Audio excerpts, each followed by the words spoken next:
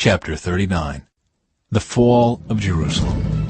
In January of the 9th year of King Zedekiah's reign, King Nebuchadnezzar came with his army to besiege Jerusalem.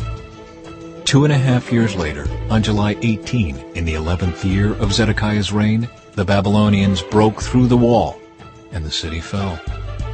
All the officers of the Babylonian army came in and sat in triumph at the middle gate, Nergal-Sharezer of Samgar, and Nebo-Sarsekim, a chief officer, and Nergal-Sharezer the king's advisor, and all the other officers.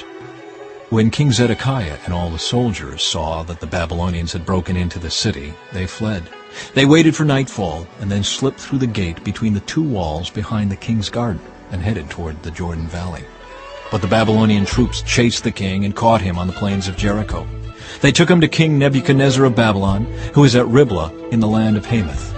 There the king of Babylon pronounced judgment upon Zedekiah. He made Zedekiah watch as they slaughtered his sons and all the nobles of Judah. Then they gouged out Zedekiah's eyes, bound him in bronze chains, and led him away to Babylon. Meanwhile, the Babylonians burned Jerusalem, including the palace, and tore down the walls of the city. Then Nebuzaradan, the captain of the guard, sent to Babylon the rest of the people who remained in the city, as well as those who had defected to him.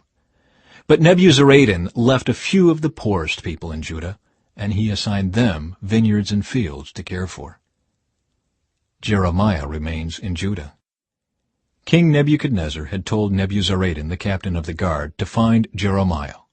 "See that he isn't hurt," he said. "Look after him well and give him anything he wants." So Nebuzaradan, the captain of the guard, Nebushazban, a chief officer, Nergal-Sharezer, the king's advisor, and the other officers of Babylon's king sent messengers to bring Jeremiah out of the prison. They put him under the care of Gedaliah, son of Ahikam, and grandson of Shaphan, who took him back to his home. So Jeremiah stayed in Judah among his own people. The Lord had given the following message to Jeremiah while he was still in prison. "Say to Ebed-melech the Ethiopian, 'This is what the Lord of heaven's armies, the God of Israel, says. I will do to this city everything I have threatened. I will send disaster, not prosperity. You will see its destruction.